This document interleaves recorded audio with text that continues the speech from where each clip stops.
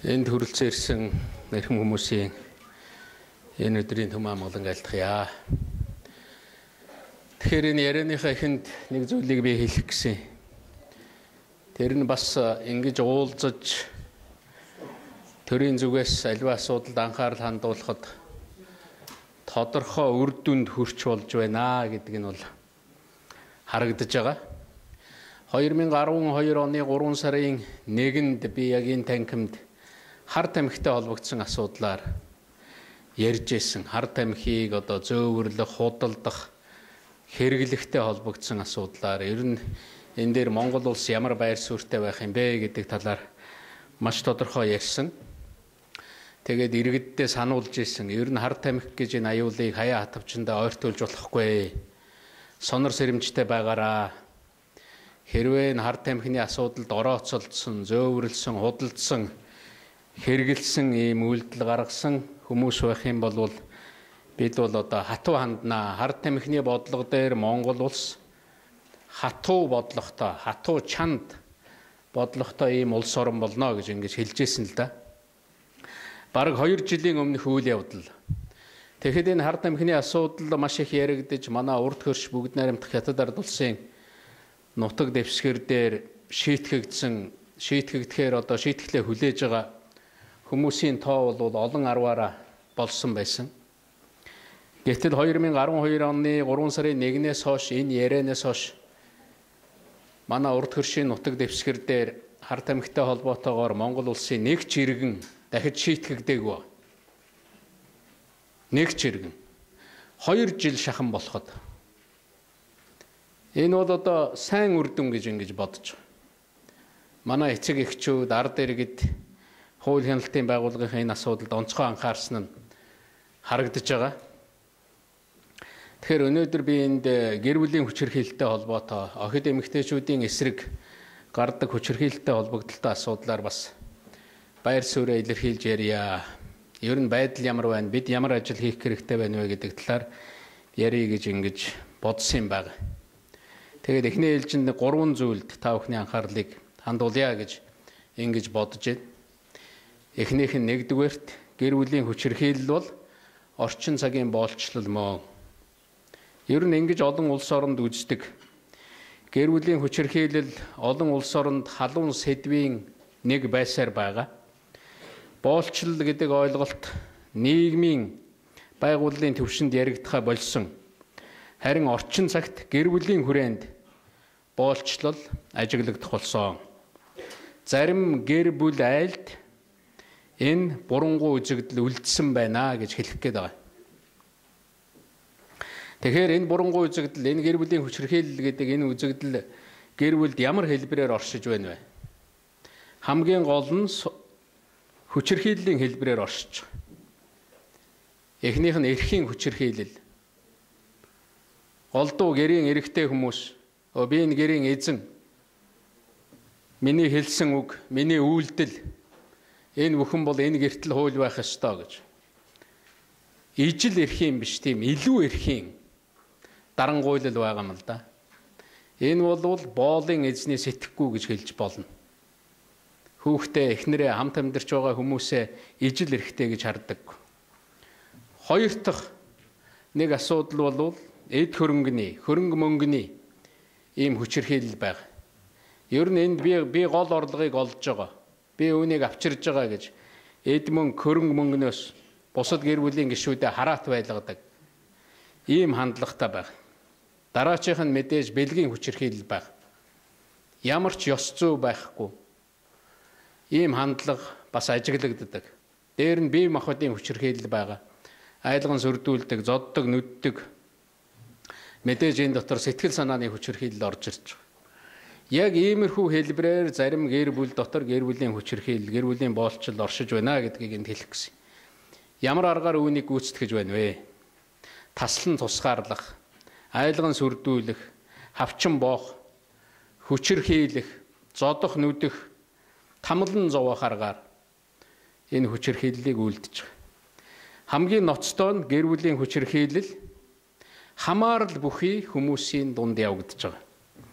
Гэр бүлийн хамааралтай, биологийн хамааралтай, оршин амьдрахын хамааралтай, эхнэр нөхрийн хооронд байгаа, эцэг хүүхдүүдийн хооронд байгаа, төрөл садангийн хооронд байгаа.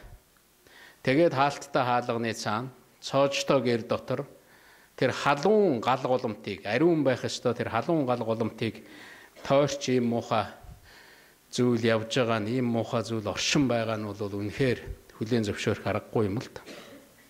Би энд зүгээр нэг тодорхой тоонууд хэлье гэж ингэж бодсон.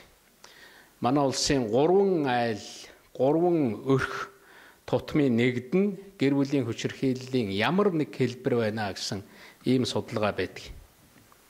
Монгол улсад гарч байгаа хэрэг зөрчил, гэмт хэргийн бараг 50% нь гэр бүлийн хүрээнд, ахуйн хүрээнд үйлдэгдэж байгаа. Тэгээ хүчирхийллийн гол хохирогч нь, ер нь ихэнх хохирогч нь, бараг бүх хохирогч нь охид эмэгтэйчүүд, хүүхэд хөгштөл байгаа. Дэлхийн 3 дугаар дайн гэр бүлд болж байна гэж нэг судлаач хэлсэн байдгийг. Энэ бол ноцтой дүгнэлт. Хоёрт нь би нэг зүйлд онцгой анхааруулах гэсэн. Онцгой анхаарах шаардлагатай хүчирхийллийн хэлбэр Монголд байна. Нэгд нь гэр бүлийн хүчирхийлэлд өртөгчдийн 80 гаруй хувь нь охид бүсгүйчүүд байна. Хоёр дахь нь хөдөө, бөглүү газар энэ хүчирхийлэл ёс уламжлал адил бүр онцгой хэлбэртэй оршсоор байна. Та бүхэн боддоо өрх толгойлсон нэг эмэгтэйчүүд байдаг. Өрх толгойлсон эмэгтэй малчин өрх байдаг. Суурин газараас хол амьдардаг малчин өрх байдаг. Тэнд болвол зарим нэг хүчирхийлэгч нар болвол үнэхээр ямар ч хууль журамгүй мэт олны нүднээс далд бүр дураараа авирилж идэг. Бүр задарсан захиргаагүй юм хүчирхийлэгчд байдаг тийм одоо газар, тийм одоо бас бүс, тийм айл өрх бол Монголд байсаар байна. Ер нь хөдөөгийн хүчирхийлэл, хөдөөгийн гэр бүлийн хүчирхийлэл гэсэн ойлголт бол олон улсад их анхаарал хандуулдаг зүйл. Энэ бол Монгол улсад хамгийн их анхаарах ёстой юм хэлбэрэ гэдгийг би энд хэлэх гэсэн. Бага насны охидын эсрэг хүчирхийлэл бол охин үртэй айл бүрт төгшүүр төрүүлж байгаа. Хүчирхийлэлд өртсөн охидын ихэнх нь гэр бүл дотроос хазуулсан байна. Зүгээр ингээд дарааллаар навч үзэх юм бол хойт эцэг, ээжтэй нь хамтран амьдардаг хүн, тэгээд төрсөн эцэг нь, өвөө нь, ах нь, садан төрлийнх нь хүн бусад гэсэн ийм дараалттай явж байгаа юм л да. Охидоо бид хамгаалж чадахгүй бол Монголоо хамгаалж чадахгүй. Хүнээ бид хамгаалж чадахгүй бол хүнлэг нийгэм байгуулж чадахгүй. Энэ асуудалд бид онцгой анхаарах ёстой. Гуравт нь миний нэг хэлэх гэсэн зүйл байгаа. Гэр бүлийн хүчирхийлэл бол халдварладаг аюул. Энэ бол яг халдварт өвчнөтэй адилхан зүйл. Энд бид нар уламжлал ярьж цэцэрхэх хэрэггүй. Араатан шиг аавтаа өссөн хүү бол эргээд эхнэртэй, охид хүүхэдтэй араатан шиг ааш гаргадаг. Боол мэт дарлагдаж амьдэрсэн ээжийн охин бол том болоод боол мэт дарлагдаж явах нь олонтоо байдаг. Муу соёл, муу зан, муу харилцаа гэдэг бол ингэж үе дамжиж өвлөгдөж үлддэг. Нэгвэр хэлбэл халдварлж үлдэж байгаа. Өвөөгөөс нь ард нь үлдэж байгаа хүн, тэр ааваас нь хүүд нь, ээжээс нь охинд нь ингэж үлдэж байгаа. Ер нь монголчуудыг ярьдаг удам судрыг харах хэрэгтэй гэж, хүний удам судрыг харах хэрэгтэй гэж. Охиноо хадамд гаргахын тулд цаана байгаа тэр хүүгийн аав нь ер нь ямар ааш зантай юм бол, ээж нь ямар орчинд амьдарч байсан хүн юм бол гэдгийг ер нь хараараа гэсэн үг шүү дээ энэ бол. Тэр бүхэл хажуу айлд, хамар хашаанд, хөр шаалганд, айл саахалтад бүр нэг баг хороо гудамжинд амьдарч байгаа айлын хэрүүл, хүчирхийлэл, зөв амьдралтай айлын эхнэр нөхөр хүүхдэд халдчих гээд байдаг шүү дээ. Гэр бүлийн хүчирхийлэл бол уламжлалтай харш зүйл. Ягаад гэвэл энэ бол муу зүйл. Энэ бол гэмт үйлдэл байхгүй юу? эр эмийн хооронд илжиг бүү жороол гэж монголчууд ярьдаг. Хайр сэтгэл нь жаргал, хүндэтгэл, бахархал болсон хосуудын хувьд энэ үг хамаатай байж магадгүй. Харин гэр бүлийн нандин харилцаа нь зовлон, дарлал, мөлжлөг, там хүчирхийлэл, зодуур, нүдүүр болсон айлд сайн иргэний, сайн хамаатны оролцоо хэрэгтэй. Жороо хэрэгтэй. Хараа хамгаалалт хэрэгтэй. Тэнд хүний нандин чанар, хүний амьд явах эрх, хүний эрх хамгийн бүдүүлгээр зөрчигдөж байгаа. Ийм учраас энэ асуудлын дундуур мэдж байгаа сайн хүмүүс, сайн иргэд, энэнийг дуулж мэдж байгаа сайн хамаатнууд заавал орж явах ёстой. Энэнийг зогсоох ёстой. Эхнээс нь баг дээр нь энэ байдлыг зогсоохын төлөө явж явах ёстой гэж ингэж бодож байна. Өнөөдөр хүн амны хэрэгээр хоригдож байгаа эмэгтэйчүүдийн 80 гаруй хувь нь байнгын дарамт, гэр бүлийн таагүй харьцаанаас болж нөхрөө хөнөөсөн байгаа юм. 2013 онд манай улсад 2000 гаруй хүн гэр бүлийн хүчирхийлэлд, 300 гаруй охид бүсгүйчүүд бэлгийн хүчирхийлэлд өртсөн гэж албан ёсоор бүртгэгдсэн. Нэг хүний цаана наад зах нь 10 нуугдмал хүчирхийлэлд өртөгч байна гэж ингэж тооцох юм бол энэ тоо 23,000 болж өсөж байгаамаа. Ер нь эмэгтэй хүний эрхэнд халдахыг бидний өвөг дээдэс цээрлдэг байсан. Охиноо, ээжээ, ханаа, эрдэнийн дээд эрдэнэ гэж хүндэлдэг байсан. Бүр саяхан социализмын үед хүртэл хүчингийн хэргийг хамгийн адгийн хэрэгт оруулж ярьдаг байсан. Би хашаалтанд нэг үг хэлье. Улаан махны хэрэг гэж игшдэг. Тийм хэрэг үйлдсэн хүнийг үзен яддаг байсан. Ээжигээ, эгчигээ, дүүгээ, охиноо доромжлуулсантай адил тийм хэрэгт холбогдсон этгээдийг нарандч, нарсандч жигшдэг байсан юм аа. Одоо ч цаашдаач нийгэмд энэ сэтгэхгүй байх ёстой гэж би боддог. Жигшиж явах ёстой. Тийм хүмүүсийг. Жинхэнэ эр хүн бол хүчгүүд хүч гаргадаггүй. Жинхэнэ эр хүн бол охид эмэгтэйчүүдэд хүч хэрэгэлдэггүй маа. Би аав хүний хувьд, эр хүний хувьд эрчүүддээ хандаж нэг зүйл хэлье. Бүгдээрээ жинхэнэ эрчүүд бай. Охид эмэгтэйчүүдээ хамгаалъя. Сүүлийн үед манай аавууд, манай олон эрчүүд муу зуршлаасаа салж байгаад би баярлж байгаа. Олон аавууд архинаас гарч байна. Олон аавууд ханиасаа, ээжээсээ, хүүхдүүдээсээ уучлал гуйсан байна. Амьдралаа зөв тийш өөрчлөх санаачлаг гаргаж байна. Монголын эрчүүд бол түүхтэй, зоригтой бол зоригтой, ухаантай бол ухаантай. Гэрээч төрөөч төхнүүлээд өдий хөрсөн хүмүүсээ. Би хувьдаа хүний ухаантай нь уучилдаг, зоригтой нь буулт хийдгээ гэж боддог.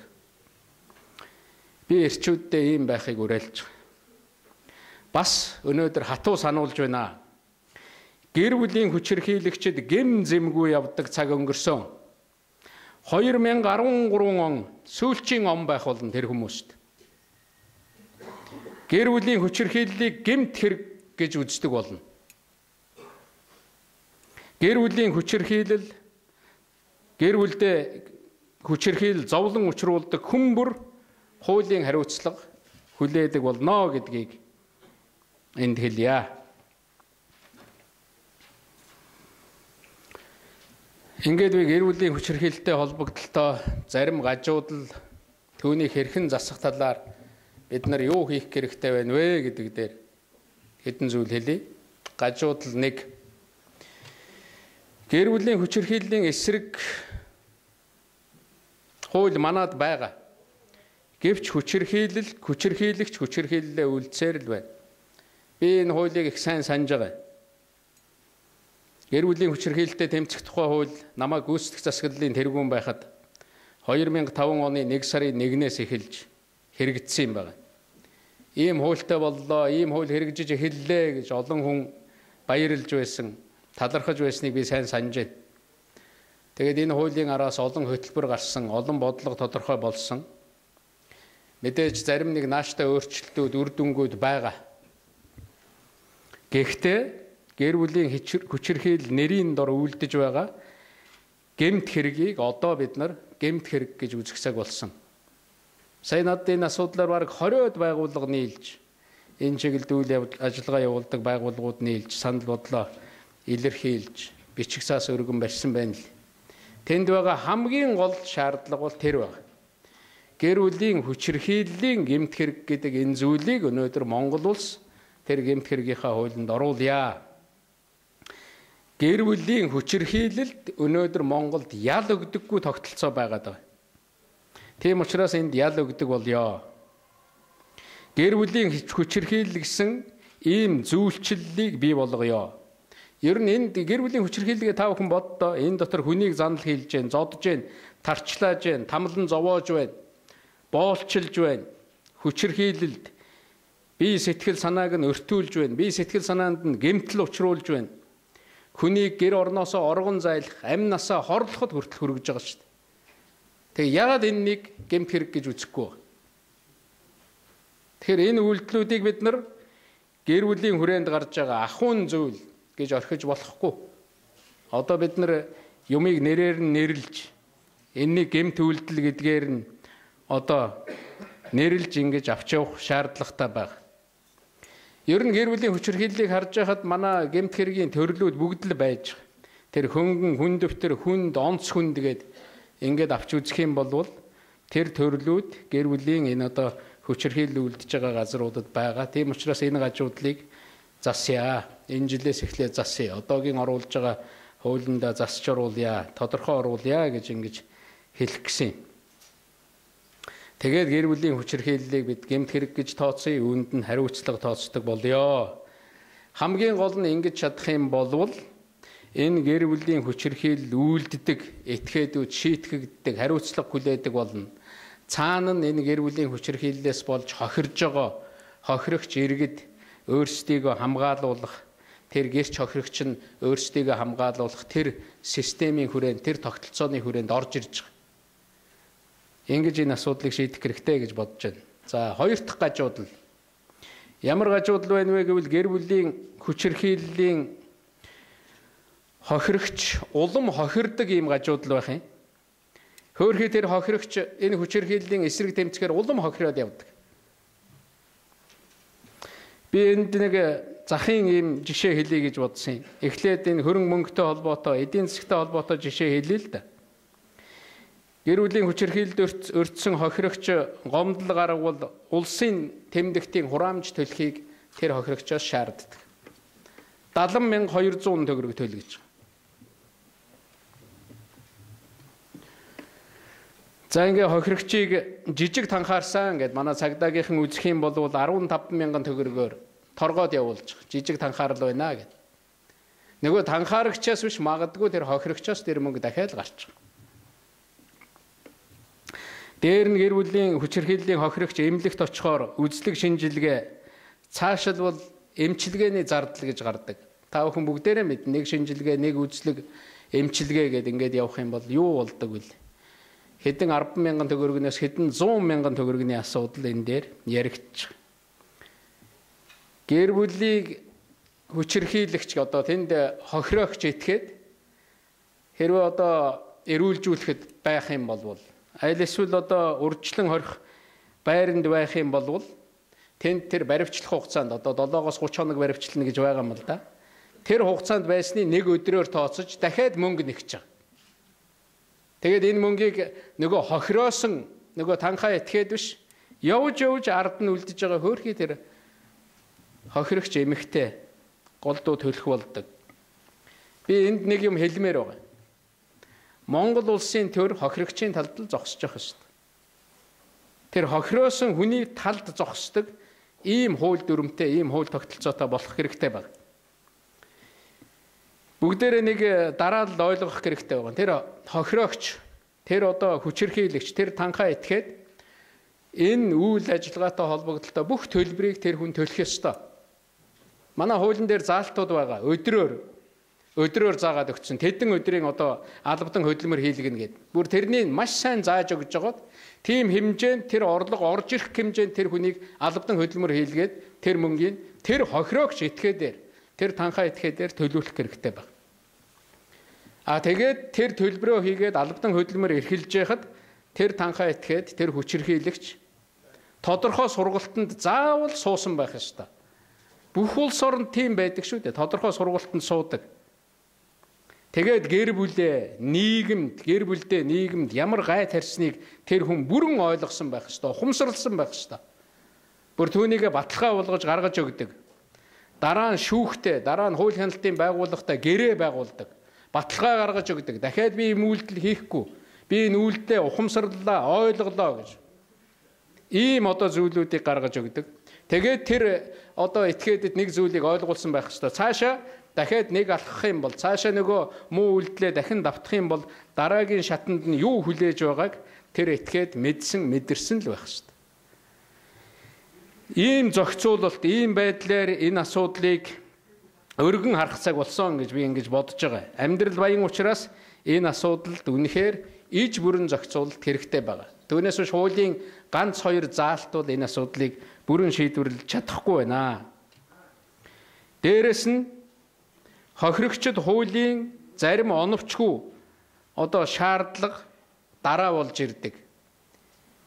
Эрийн дарамтаас зүхтэж яваа хохирогч хөрхи эргээд төрийн дарамтанд орж байгаа. Хохирогчоос нотлох баримт, шүүх хэмнэлгийн дүгнэлт, шарах сорив шаарддаг. Тэгээд тэрнийг гаргаж өгч чадахгүй болохоор хамгийн сүүлд хохирогчийг өөрийг нь буруутгадаг, чамаас болсон байна гэх мэтээр. Тэгээд эвлэр гэж хэлээд дахиад нөгөө хүчирхийлэгчтэй нь хэдэн сар хамт амьдрахыг шаардж байгаа. Бүр зарим хохирогчоос ингэж шаардж байна гэж байгаа шүү дээ. Тэр хүчирхийлэгчээ чи олоод ир гэж. Нөгөө хууль хяналтын байгууллагаас хууль зөрчөөд оргож босоод алга болцсон тэр хүчирхийлэгчийг чи олж ир гэж нөгөө муу арга ядсан хохирогчийг араас нь явуулж. Эн чин доромжлол шүү дээ. Тэр эмэгтэй, тэр хохирогч дээр газар хол одоо дээр дор газар хатуу дээр тэнгэр хол гэж ингэж яваа тэр хүнд туслах биш харин бүр дээр нь хүндрэл учруулдаг. Та нар дотроо зогцчих гэр бүлийн хэрүүл байна гэдээ явуулдаг. Дотроо зогцож чадахгүй болоод оргож босож яваа хүн шүү дээ тэр хохирогч гэдэг бол. Ийм учраас бид нар энэ зохицуултыг ингэж харж амьдралд ойрхон байдлаар энэ хуулийн зохицуултуудыг өргөн утгаар хийж өгөхгүй бол болохгүй байна. Тэгээд төрөөс шийдвэр гардаг. Ямар шийдвэр гардаггүй гэхээр шууд нэг тийм цавчиж байгаа юм шиг шийдвэр гардаг. Уг нь нөхөртөөгөө эргээд гэр бүл эвлэрээд явах яммаар байдаг. Тийм боломж гараасаа гэж бодож байдаг. Гэтэл шууд нөхрөөс нь салгадаг. Чи хүүхдэд тэжээж чадахгүй юм байна гэд хүүхдээс нь салгадаг. Авч явах чамд эдийн засгийн боломж алга байна гэд. Тэгээд орон байр эд хөрөнгнөөс нь салгаж хайдаг. Дараа нь нэр төрөөрөө хохирдог. Байх суух газаргүй болдог. Ойр орчинд байгаа ах トゥ тэр одоо нөхрийн талын тэр бүх хүмүүс тэр муу хохирогчийг үзэн яддаг. Ингээд ганцаараа одоо нөгөө үнсэн таягдсан шалц гэдэг шиг үлдэх ийм аюулд орж. Тэгэхээр хохирогч ийм аюулд орно. Тэр эмэгтэй хүн ийм аюулд орно гэдгийг бид нар харах хэрэгтэй. Хүнлэг нийгэм гэдэг бол арга хаашаа барж яваа. Үнэхээр тэр туслам дэмжлэг хэрэгтэй хүндэл үзүүлж чаддаг, тэр дэмжлэгийг үзүүлж чаддаг тийм төртөө, тийм хуультай нийгмийг хүнлэг нийгэм гэж байгаа шүү дээ. Түүнээс шийдсэн дүр эсгээд хайдгийг хүнлэг нийгэм гэж нэрлэхгүй байна. Тэгэхээр иймэрхүү байдлын одоо зохицуулалт өнөөдөр үнэхээр манай хуулинд өгүүлэгдэж байна. Дээрээс нэг бүдүүлэг асуулт хохирогчоос байнга асуудаг. Ер нь би нэг зүйлийг хориглох хэрэгтэй. Ягаад гэж аимшигтай асуулт. Ягаад чи зодуулсан гэж асуудаг. Ягаад чи хүчндүүлсэн гэж асуудаг. Ийм асуулт зарим улс оронд бол хууль хяналтын байгууллагын тэнд хандж байгаа хүмүүст бол хориглосон байдаг. Тэр хохирогчтой харьцаан дээр хүртэл бид нар үнэхээр одоо анхаарахгүй бол болохгүй. За дараачийн нэг 3 дахь гажуудал. Гэр бүлийн хүчирхийллийн эсрэг хуулинд эрх хязгаарлах гэсэн нэг дэвшилттэй зохицуулалт байгаамаа. Үүнийг мэддэг хохирогч яаж хэрэглэхийг сайн ойлгосон шүүгч хууль хяналтын байгууллагын ажилтан харамсалтай нь өнөөдөр цөөхөн байна. Тооцож үзэхэд гэр бүлийн хүчирхийллийн бараг 40 гаруй тохиолдолд эрх хязгаарлах шийдвэр нэг удаа гарсан байна. Монголд одоо 2000 гаруй гэр бүлийн хүчирхийлэл гарч ийн гэхэд нэг 50 удаа л эрх хязгаарлагтай холбогдсон шийдвэр гарсан байна. Гэтэл энэ эрх хязгаарлагтай холбогдсон шийдвэр нь өөрөө иж бүрэн биш. Эрх хязгаарлах шийдвэрийг хэн хэрхэн хэрэгжүүлэх вэ? Хэн түүнд хяналт тавих юм? Ямар тохиолдолд түүнийг сунгах юм? Ямар тохиолдолд зогсоох юм? Эсвэл өөр шийтгэлээр хэдийд сольох ёстой юм бэ гэдэг ийм зохицуултууд ерөөсөө байхгүй. Энэ бол бүхэл бүтэн одоо ийм зохицуулт шаардсан ийм асуудал байгаа. Тэнд ганцхан эрх хязгаарлах шийдвэр гаргаж болно, 24 цагийн дотор шүүгч гаргаж болно гэж ингээд хэлээл хайсан байна. Энэ байдлаас болж нөгөө эрхээ хязгаарлуулсан этгээд олны нүдэн дээр бараг хохирогч болох нь холгүй, бараг гавьяа байгуулсан юм шиг дотроо улам өс сансаар гэртээ эргэж ирдэг. Та бүхэн боддоо энэ намайг хохироосон, миний эрхийг хязгаарлуулсан гэж. Үүнийг гажуудал гэхгүй юм бол юуг гажуудал гэх юм бэ? Эрх хязгаарлах шийдвэр иж бүрэн байж ээж үрдөнгөө өгдөг. Энэ асуудлыг орчин цагт олон янзаар хэрэгжилж, цаасан дээр хэрэгжилж байна, эд материал дамжуулж хэрэгжилж байна, тодорхой мэдрэгчтэй тусгай бугуувчаар энэ асуудлыг шийдэж байна. Манайд энэ тухай ойлголтыг бид нар маш хурдан оруулж ирэх хэрэгтэй. Гэр бүлийн хүчирхийлэлд өртсөн тэр хүчирхийлэгч одоо эрэгтэй нөхөр нь байлаа гэхэд бугуувч зөвлөгчдөг. Эхнэрт нь бас нэг бугуувч зөвлөгчдөг. Ойртохороо бид нар чинь бие биенийг алчих гээд бие биенийхээ эрхэнд халдаад байдаг учраас 100 м тэр бугуувчинд нь ингээ програм суулгаад өгчдөг. Тэрнийг компьютерт оруулцдаг. 100 м ойртох юм бол тэр бугуувч шууд дуурдаг. Тэгэхэд тэр этгээдийг барьж байгаа шууд шоронд хорж явах хэрэгтэй. Дараачийн арга хэмжээг авч явах ёстой. Чи эхнэртэй 100 м ойртож болохгүй чи гэртээ. Чи хүүхэдтэй 100 м ойртож болохгүй чи аюул учруулах гэж байна. Тэгээ маш тодорхой хугацаа зааж өгдөг. Тэгээ тэр тодорхой хугацаанд тэр этгээд засарсан уу үгүй юу гэдгийг харж ээж дараачийн арга хэмжээг авдаг. Манайд энэ зохицуулт ерөөсөө байхгүй. Энэ техник технологи энэ боломжийг бид нар оруулж ирэх шаардлагатай байна. Энэ нь өөрөө цогц үйлчилгээ байдаг юм л. Тэгээд тэр хохироосон этгээд өөрөө уучлал гуйж ирдэг, өөрөө ойлгодог, өөрөө эргэж эвлэрдэг, өөрөө тэр дамжуулан зуучилдаг хүмүүсээр дамжуулж эхнэртэйгээ тэр одоо хүмүүстэйгээ харилцаа одоо ямар хэлбэрийн одоо гэрээ хуулийн дагуу байгуулдаг.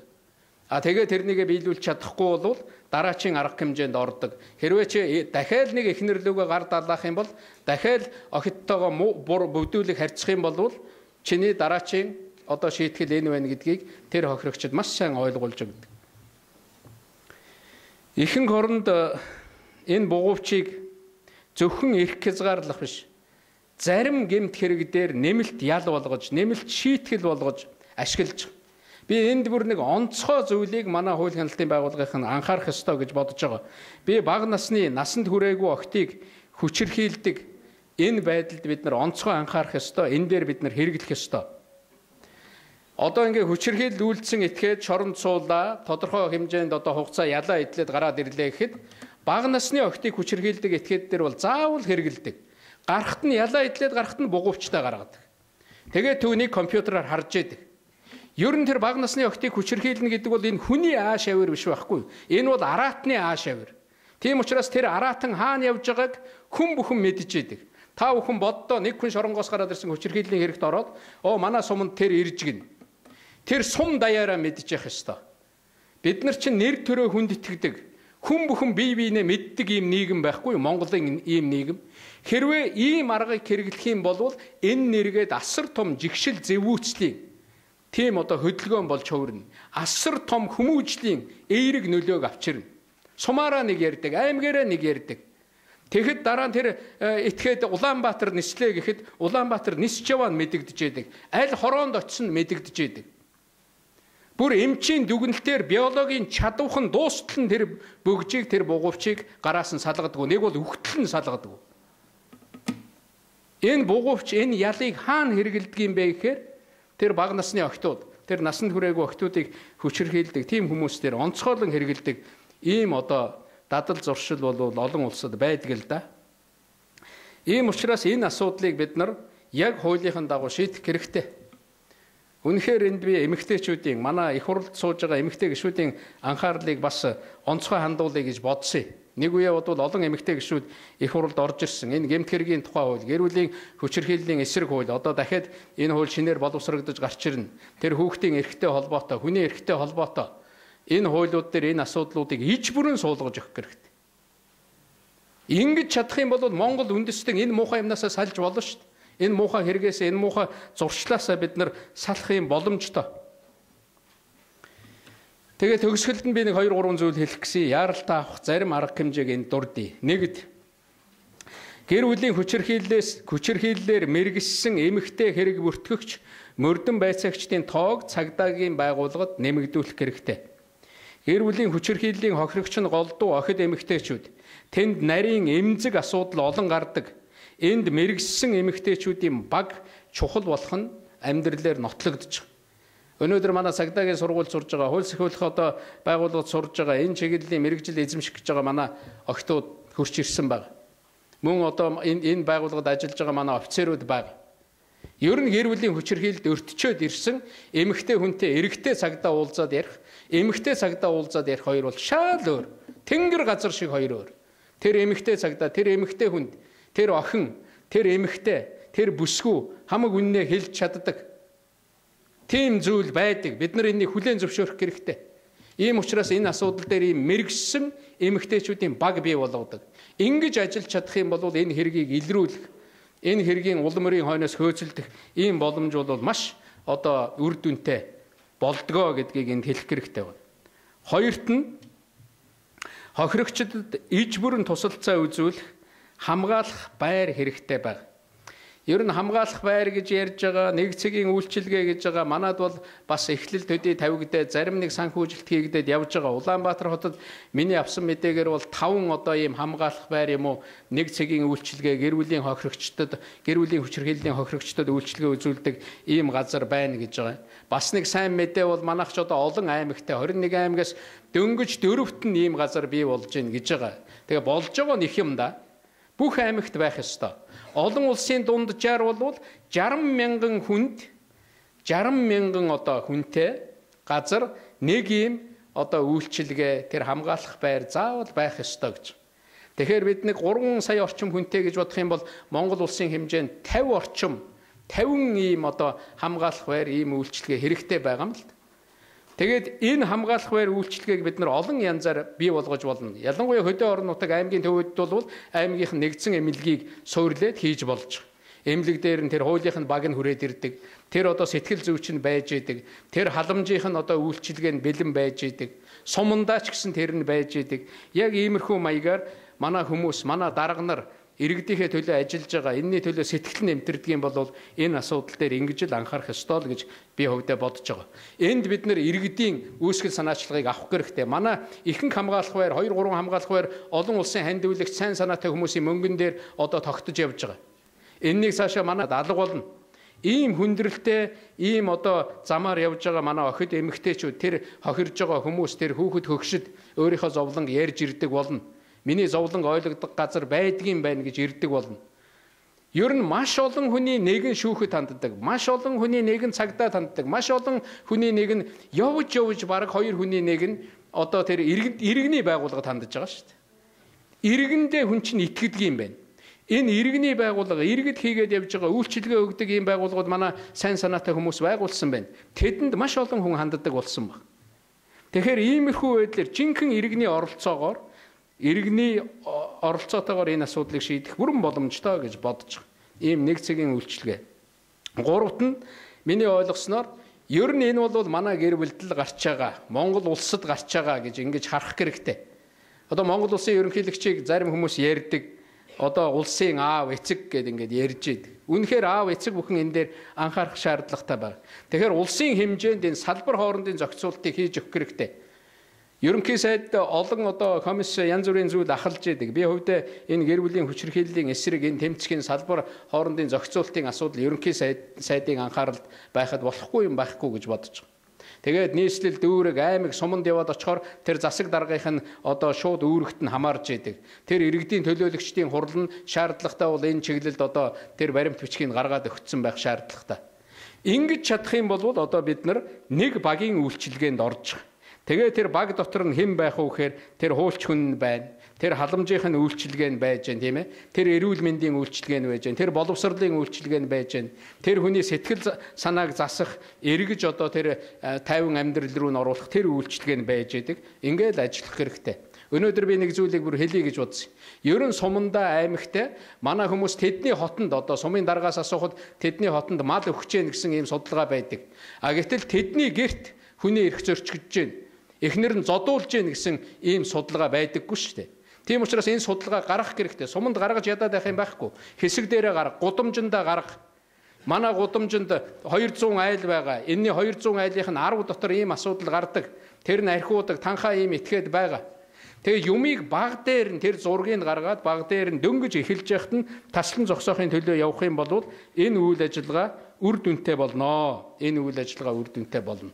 Энэ чиглэлд бид хамтарч ажиллах хэрэгтэй байна. Хамтарсан ийм бүтцээр бүгдээрээ ажиллацгаая гэж ингэж бодож байгаа. Тэгэхээр одоо та бүхэн зохион байгуулалтаа харсан байх. Энэ гэмт хэрэг гарлаа, хүн хандлаа гингүүт хамтраад ажиллацдаг мэрэгжлийн баг байх нь. Эмэгтэй одоо тэр хүмүүсээс бүрдсэн голдуу тийм мэрэгжлийн баг байя гэж.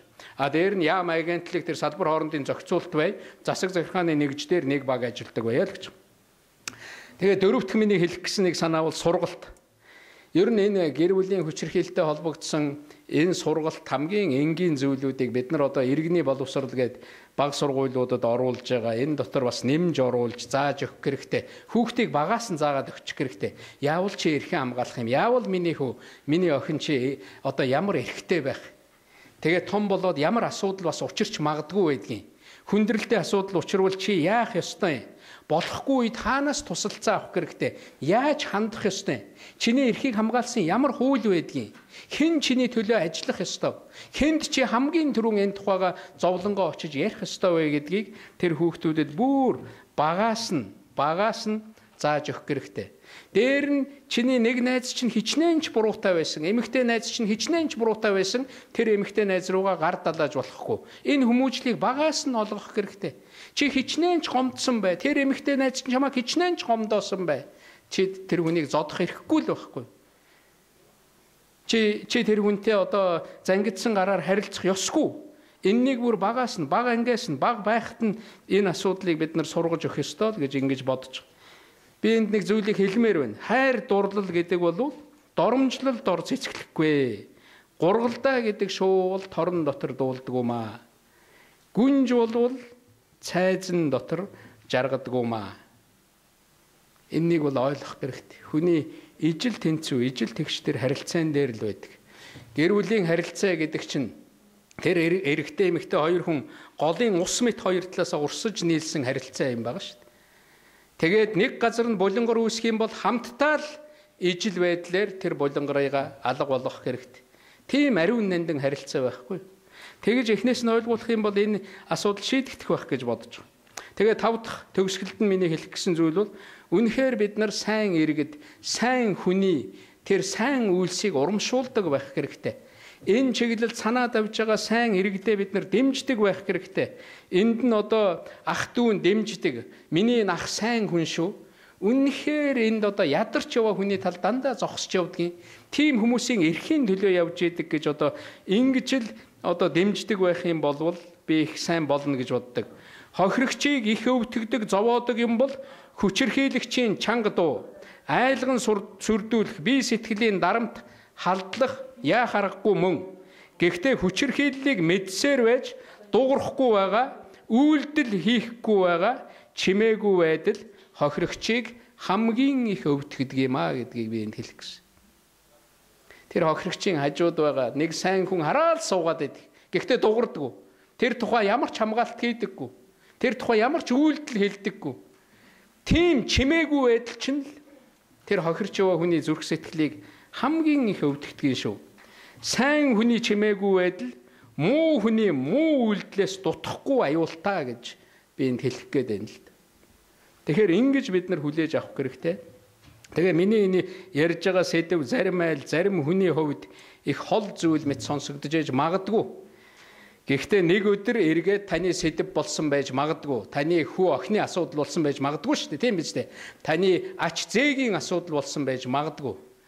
Ийм учраас манай гэр бүл тэрнээс хол бид ч зүгээр байдаг улсууд гэж ингэж өөрсдийгөө чөлөөлөх хэрэггүй гэдгийг л энд хэлэх гэсэн.